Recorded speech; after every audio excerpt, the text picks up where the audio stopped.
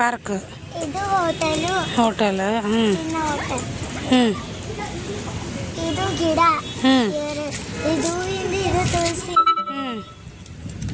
ಮತ್ತೆ ಇದು ತುಳಸಿ.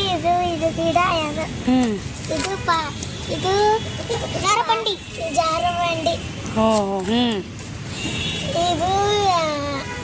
ಅಂಗಡಿ. ಅದು ಅಂಗಡಿ ಅಲ್ಲ, ಎಕ್ಸರ್ಸೈಸ್ ಮಾಡೋದು. ಎಕ್ಸರ್ಸೈಸ್ ಮಾಡೋದಾ? ಎಕ್ಸರ್ಸೈಸ್ ಮಾಡೋದು. ಇದು ಮೈಕ್. ಇದು ಮೈಕ್. ಈ ಡಕ್ ಅಂತ ಮೈಕ್. ಅದು ಇನ್ನು ಅದೆಲ್ಲ ಪೂರ್ತಿ ಅದು ಗ್ರೌಂಡಾ? ಇದು ಇದು ಬಾತ್ರೂಮ್ ಆಯ್ತು. ಸೂಪರ್ ನಿಮ್ದು ಆಟ ಸಾಮಾನು ಆಟ ಸೂಪರ್. ನಾವು ಮಣ್ಣಿನಲ್ಲಿ ಇವು ಮಾಡ್ತಿದ್ರಿ, ಮಣ್ಣಿನಾಗ ಗಡಿಗೆ ಒಲಿ ಅದು ಮಾಡ್ತಿದ್ರಿ ನಾವು ಸಣ್ಣವರಿದ್ದಾಗ. ಆಮೇಲೆ ಬಳಿಚೂರು ಆಟ ಆಡ್ತಿದ್ರಿ ನಾವೆಲ್ಲ. ಅದಕ್ಕೆ ನಿಮ್ಮ ಆಟ ನೋಡಿದೆ, ನಿಮ್ಮ ಆಟ ನೋಡಿ ವಿಡಿಯೋ ಮಾಡಿ ನೋಡ್ರಿ. ನಮ್ಮ ಆ್ಯನಿವರ್ಸರಿ ಇದೆ. 6 ವರ್ಷ ಮುಗಿದು 7ನೇ ವರ್ಷ ರನ್ನಿಂಗು.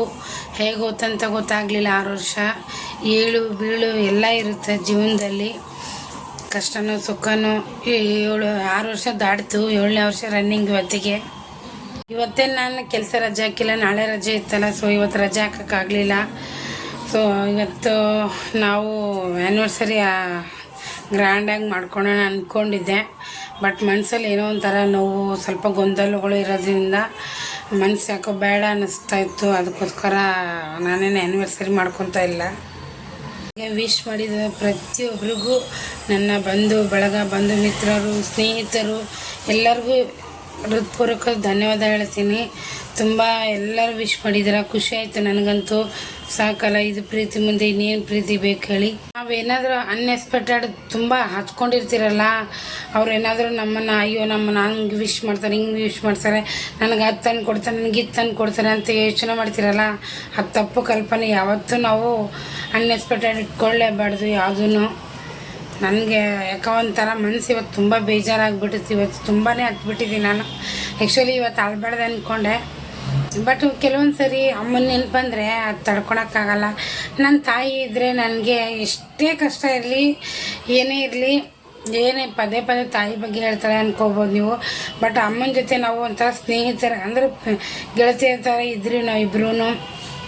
ಅಮ್ಮ ಇದ್ದರೆ ನನ್ನ ಇಷ್ಟೊತ್ತಿಗೆ ಏನು ಬಟ್ಟೆ ತಂದು ಕೊಡೋದು ಅದು ಮಾಡ್ತಿದ್ರು.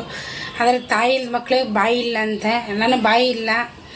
ಜೋರು ಮಾಡಿ ಯಾರನ್ನೂ ಕೇಳೋಕ್ಕಾಗಲ್ಲ, ಆಮೇಲೆ ಜೋರು ಮಾಡಿ ಪಡ್ಕೊಳಕ್ಕಾಗಲ್ಲ. ಅವ್ರ ಪ್ರೀತಿಯಿಂದ ಇಸ್ಕೊಟ್ರೆ ನಾವು ತೊಗೋಬೇಕು. ಯಾವುದೇ ಆಗಲಿ, ನಂದಂತಲ್ಲ, ತಾಯಿಲ್ದು ಮಕ್ಳದ್ದು ಹೇಳ್ತಾಯಿದ್ದೀನಿ, ಪ್ರತಿಯೊಬ್ಬರು ಮಕ್ಳದ್ದು ಹೇಳ್ತಾಯಿದ್ದೀನಿ. ಬಟ್ ನಮ್ಮ ಮನೇಲೇನು ಹಾಗೇನಿಲ್ಲ, ಎಲ್ಲನೂ ಇಸ್ಕೊಡ್ತಾರೆ ಮಾಡ್ತಾರೆ, ಹಾಗೇನಿಲ್ಲ. ಬಟ್ ನಾನು ಹೇಳ್ತಾಯಿದ್ದೀನಿ, ಜೋರು ಯಾರಿಗೂ ಮಾಡೋಕ್ಕಾಗಲ್ಲ. ಕೆಲವೊಬ್ಬರು ಶ್ರೀಮಂತರು ನೋಡಿ ಟೇಟಸ್ ಕೆಡೋದು ಅದು ಮಾಡ್ತಾರೆ. ನಮ್ಮಂಥ ಶ್ರೀಮಂತ ಇಲ್ಲ, ಉಣ್ಣಕ್ಕೆ ತಿನ್ನೋಕ್ಕೆ ಬಟ್ಟೆಗೇನು ಕಮ್ಮಿ ಇಲ್ಲ. ಬಟ್ ಅವ್ರ ಥರ ನಾವೆಲ್ಲ ಹೈಫೈ ಇಲ್ಲ. ಬಟ್ ಶ್ರೀಮಂತರ ಜೊತೆಗೆ ಬೆರಿಬೇಕಂತಾರೆ. ನಮ್ಮಂಥವ್ರು ನಾವು ಏನೇ ಇರಲಿ, ಅದು ಸಂಬಂಧಿಗಳಲ್ಲಿ ಶ್ರೀಮಂತರು ಇದ್ದವರಿಗೆ ವ್ಯಾಲ್ಯೂ ಜಾಸ್ತಿ ಇದೆ ಅಂತ ನನಗನ್ಸುತ್ತೆ. ದುಡ್ಡು ಕಾಸಿಗೆ ಬೆಲೆ ಕೊಡ್ತಾರೆ ಅನಿಸುತ್ತೆ. ಸೊ ಪರವಾಗಿಲ್ಲ, ಅವರೊಬ್ಬರೇ ಏನು ನನ್ನಿಂದ ದೂರ ಆದ್ರೇನು ಅವ್ರಿಗೇನು ಪ್ರಾಬ್ಲಮ್ ಆಗೋಲ್ಲ. ನಾನು ಇನ್ಮೇಲಿಂದ ಸ್ವಲ್ಪ ಗಟ್ಟಿ ಧೈರ್ಯ ಮಾಡಿ ಇನ್ಮೇಲೆ ಎಲ್ಲದಕ್ಕೂ ಸ್ಟ್ರಾಂಗಾಗಿರಬೇಕು ಅಂತ ಅಂದ್ಕೊಂಡಿದ್ದೀನಿ. ಗೊತ್ತಿಲ್ಲ, ನಾಳೆ ನಮಗೂ ಒಂದು ಟೈಮ್ ಅಂತ ಬರುತ್ತೆ. ಆ ಟೈಮ್ ಬರೋವರೆಗೂ ಕಾಯ್ತಾ ಇರಬೇಕು.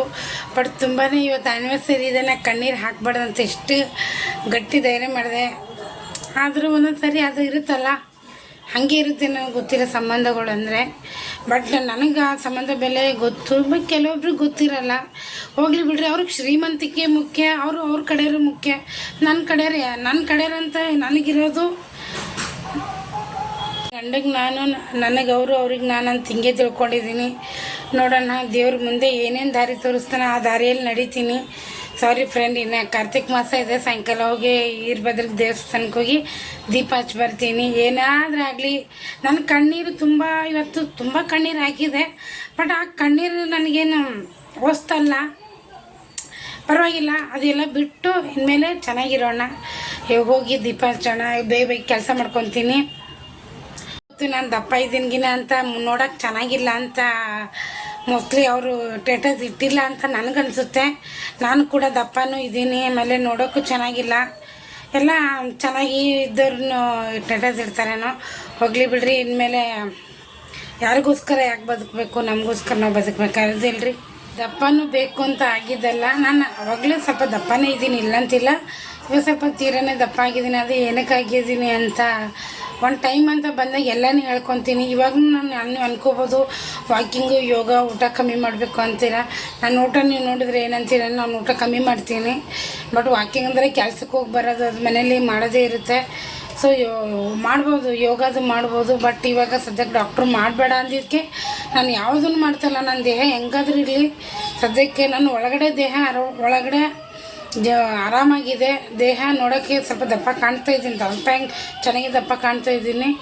ಇರಲಿ, ಇದು ಡಾಕ್ಟ್ರಿಗೆ ಸದ್ಯಕ್ಕೆ ಮಾಡಬೇಡ ಅಂದಿದ್ದಾರೆ, ಇನ್ನೊಂದು 2-3 ತಿಂಗಳು. ಆಮೇಲೆ ನಾನು ಯೋಗ ಕ್ಲಾಸ್ಗೆ ಹೋಗೋಣ ಅಂತ ಡಿಸೈಡ್ ಮಾಡ್ಕೊಂಡಿದ್ದೀನಿ. ಈಗ ಸದ್ಯಕ್ಕಂತೂ ಏನೂ ಮಾಡಲ್ಲ, ನನ್ನ ದೇಹ ಹೆಂಗಾದ್ರೂ ಇರಲಿ. ಇನ್ನೊಂದು ವಿಷಯ ಏನಪ್ಪ ಅಂದರೆ, ನಾನು ಇರೋದನ್ನ ನೇರವಾಗಿ ಹೇಳ್ಬಿಡ್ತೀನಿ. ಅದು ತಪ್ಪಾದ್ರಲ್ಲಿ ಸರಿಯಾಗಿದ್ರಲ್ಲಿ ಹೇಳ್ಕೊಂಬಿಡ್ತೀನಿ. ಅದು ಯಾವುದನ್ನು ಮನಸ್ಸಲ್ಲಿ ಇಟ್ಕೊಳಲ್ಲ. ಆಮೇಲೆ ಕೆಲವೊಬ್ರು ಏನು ಗೊತ್ತಾ, ಮನಸ್ಸಲ್ಲೇ ಇಟ್ಕೊಂಡು ದ್ವೇಷ ಸಾಗಿಸ್ತಾರೆ. ನನಗೆ ಅದು ಬರೋದೇ ಇಲ್ಲ.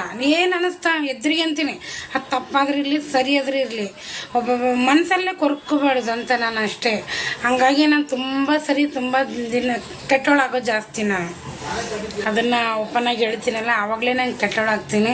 ಬಟ್ ಕೆಲವೊಬ್ಬರು ಅದನ್ನು ಮನಸ್ಸಲ್ಲೇ ಇಟ್ಕೊಂಡು ಹಾಗೆ ಸಾಗಿಸ್ಕೊಂಡು ಮಾಡ್ತಾರಲ್ಲ, ಅದು ನನಗೆ ಬರಲ್ಲ. ಹೆಣ್ಣಿನ ಕಷ್ಟ ಹೆಣ್ಣಿಗೆ ಅರ್ಥ ಆಗುತ್ತೆ ಅಂತ ಒಂದು ಟೈಮ್ ಅರ್ಥ ಆಗುತ್ತೆ. ಅರ್ಥ ಆಗೋ ಟೈಮ್ ಬಂದಾಗ ಒಂದು ದಿವಸ ಅಟ್ಲೀಸ್ಟ್ ಪೂರ್ತಿ ನೆನೆಸ್ಕೊಂಡು ಸಾರ್ಸೋಕೆ ಕಾಳಷ್ಟಾದ್ರೂ ನಾನು ನೆನೆಸ್ಕೊತಾರೆ. ಆ ನಂಬಿಕೆ ನನಗಿದೆ. ನಾನು ಏನು ಮಾಡಿದ್ದೀನಿ ಅಂತ ನನ್ನ ಮನಸ್ಸಾಕ್ಷಿ ಗೊತ್ತು. ನನ್ನ ಬಗ್ಗೆ ತುಂಬ ಒಳ್ಳೆಯದಾಗಿ ಮಾತಾಡ್ತಾರೆ ಅಂದ್ಕೊಂಡಿದ್ದೆ. ಬಟ್ ಅವ್ರ ಮನಸ್ಸಲ್ಲಿ ವಿಷಯನೇ ಇರ್ಬೋದೇನೋ, ನಂಗೆ ಗೊತ್ತಿಲ್ಲ. ನಾನು ಅಂದ್ಕೊಂಡಿದ್ದೆ ಅವರು ಸಹಾಯ ಮಾಡಲಿಲ್ಲ ಅಂದ್ರೂ ಪರವಾಗಿಲ್ಲ, ನನ್ನ ಬಗ್ಗೆ ಸುಖ ಬಯಸ್ತಾರೆ ಅಂದ್ಕೊಂಡಿದ್ದೆ. ಬಟ್ ಸುಖ ಬಯಸೋರು ಅಲ್ಲ ಅಂದ್ಕೊಂಡು ನನ್ನ ಮನಸ್ಸು ಹೇಳ್ತೈತಿ. ಇವತ್ತಂತೂ ತುಂಬ ಮನಸ್ಸು ಒಂಥರ ಒಡೆದೋದಂಗಾಗಿದೆ.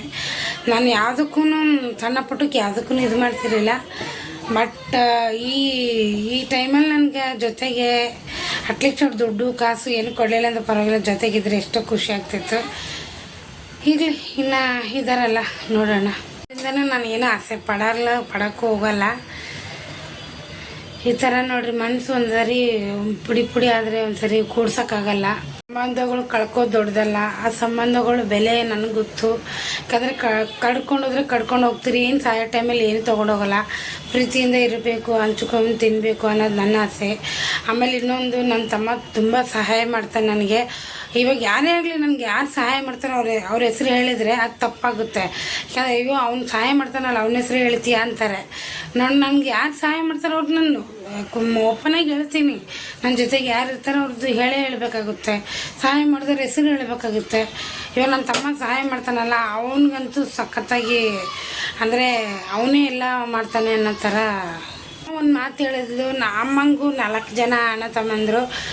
ನಮ್ಮಮ್ಮನೂ ತುಂಬ ಕಷ್ಟದಲ್ಲೇ ಹೋದ್ಲು. ನಮ್ಮಮ್ಮ ಹೇಳ್ತಿದ್ಲು, ನನ್ನ ಪರಿಸ್ಥಿತಿ ನಿನಗೂ ಬರ್ತಾವ, ನಿನಗೂ 4 ಮಂದಿ ಅಣ್ಣ ತಮ್ಮಂದಿರಿದ್ದಾರೆ, ನನ್ನ ಪರಿಸ್ಥಿತಿ ನಿನಗೂ ಬರುತ್ತಾ, ಕಷ್ಟನೇ ಅನುಭವಿಸ್ತಿದ್ದೀನಿ, ನಿನಗೆ ಹೆಂಗಿರುತ್ತೋ ಗೊತ್ತಿಲ್ಲ, ತಾಯಿ ಹಾಡು ಮಗಳಿಗೆ ಬರುತ್ತೆ ಅಂತಾರೆ, ಅದು ನಿಜನೋ ಸುಳ್ಳು ಗೊತ್ತಿಲ್ಲ.